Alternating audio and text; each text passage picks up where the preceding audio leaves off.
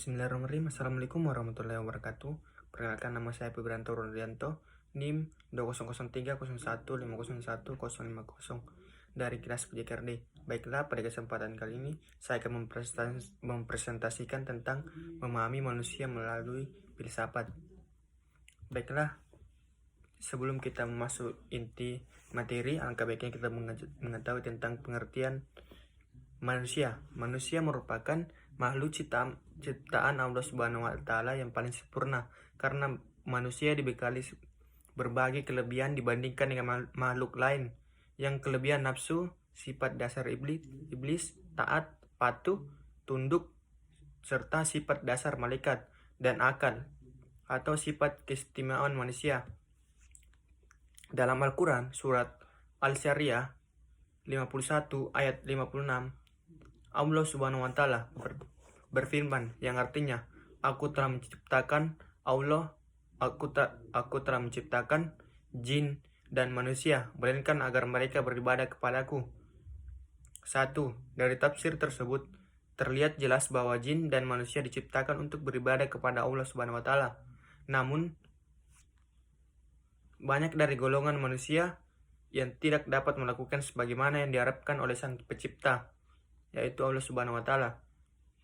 Malah manusia berbuat sebaliknya dan mengingkari apa yang telah dikaruniakan. Itu karena manusia belum memahami betul hakikat dirinya diciptakan oleh Allah Subhanahu wa Ta'ala. Apa itu filsafat? Secara etimologis, filsafat berakar atau berasal dari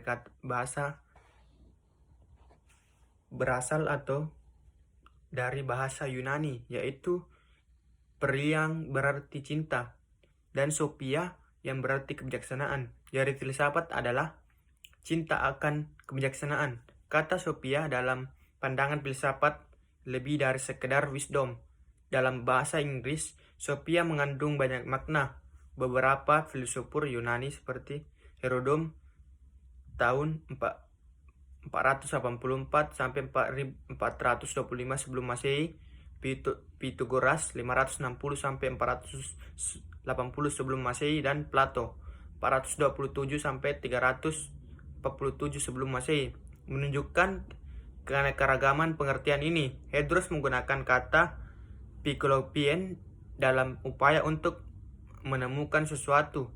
Dalam pengertian ini, filsafat diberi arti rasa cinta untuk mengetahui dan memuaskan atau aspek kognitifnya. Sementara Pythagoras mengingat sophia dengan kontemplasi.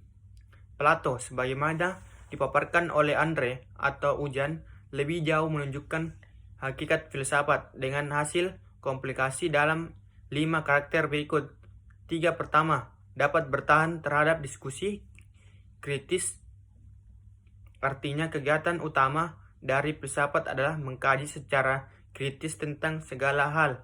Dengan kajian itu diharapkan terjadi pertanggungjawaban rasional. Kedua, menggunakan metode dialektis. Dengan metode ini, filsafat bergerak secara bertahap, yakni mengkritik pandangan-pandangan yang ada, setelah itu membangun pandangan baru yang didukung dengan argumen yang lebih kuat. Ketiga, berusaha mencapai realitas yang terdalam. Filsafat menganalisa hal-hal terdalam dari kenyataan. Ia tidak berhenti pada fakta empiritis, melainkan berusaha untuk menemukan kebenaran yang terdalam. Filsafat mencari pengetahuan yang sejati serta hal yang hakiki dan realitas. Karena itu filsafat bersifat metafisik. Keempat, filsafat bertujuan untuk menangkap tujuan ideal realistis. Bagi Plato, memahami kebenaran berarti juga memahami idea tentang kebenaran yang dicari oleh manusia.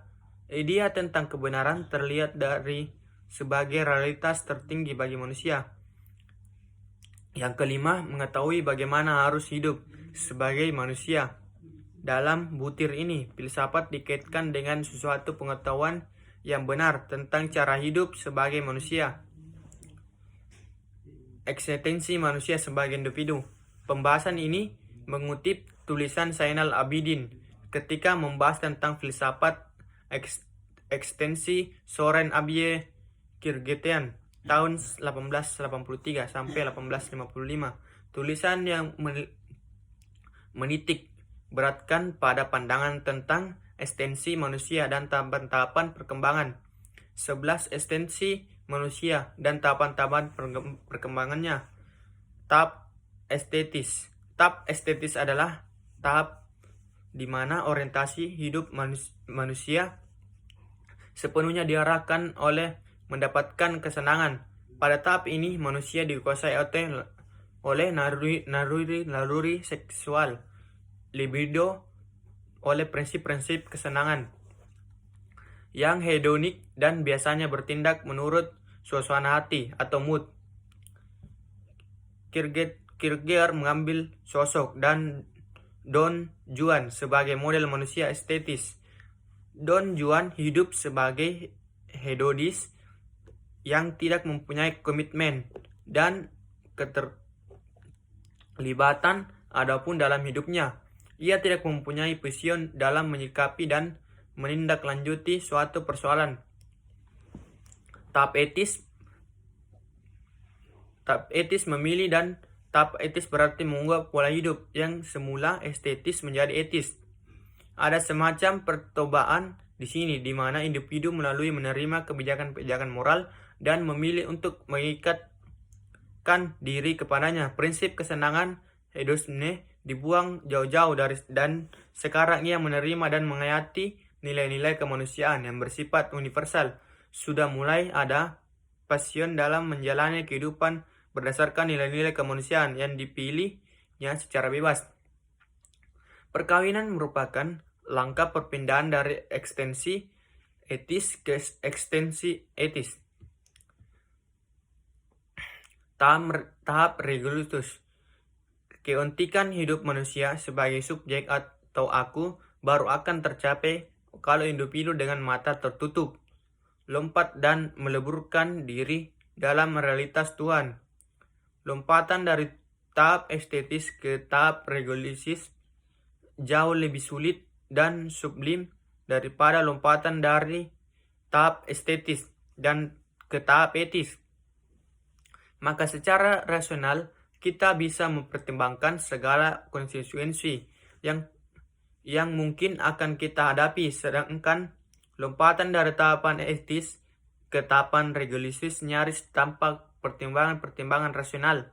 Tidak dibutuhkan alasan atau pertimbangan rasional dan ilmiah. Di sini yang perlu diperhatikan hanyalah keyakinan subjektif yang berdasarkan pada imam.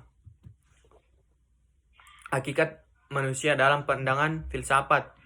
Sebagaimana telah sedikit diutarakan dari awal, manusia merupakan makhluk yang sangat unik. Upaya pemahaman hakikat manusia sudah dilakukan sejak dahulu. Namun hingga saat ini belum terdapat pernyataan yang benar, tepat, dan pas dikarenakan manusia itu sendiri yang memang unik. Antara manusia yang satu dan manusia yang lainnya berbeda-beda. Bahkan orang kembar identik sekalipun mereka pasti memiliki perbedaan. Mulai dari fisik, ideologi, pemahaman, kepentingan, dan lain-lain. Semua itu menyebabkan suatu pernyataan belum tentu pas untuk diamini oleh sebagian orang. Hakikat dan martabat manusia.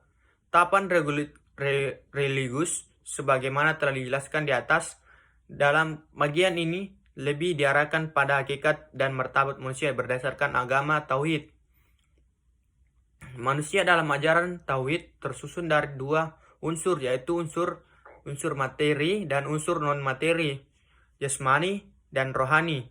Tubuh manusia mempunyai daya fisik atau jasmani, yaitu daya tahan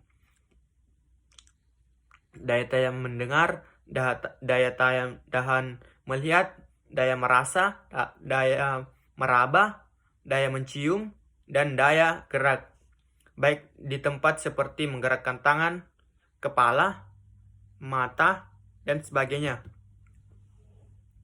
Hubungan antara filsafat, pendidikan, dan manusia.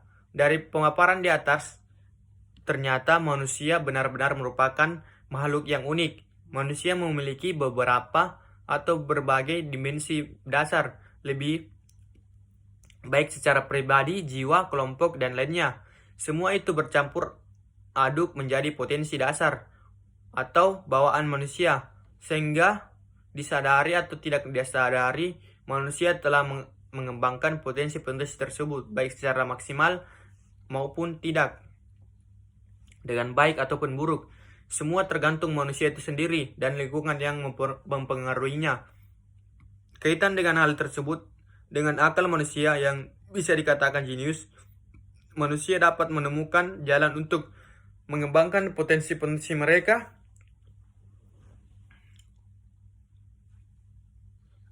baik yaitu dengan pendidikan. Manusia mulai sadar akan arti penting pendidikan bagi kehidupan mereka. Baiklah, pada akhir ini kita masuk ke kesimpulan.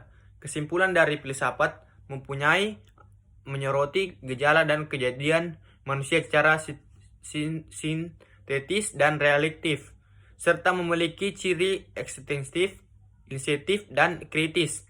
Kalau demikian, maka dengan mempelajari filsafat manusia, berarti kita dibawa ke dalam panorama atau pengetahuan yang sangat luas, dalam dan kritis, yang menggambarkan esensi manusia.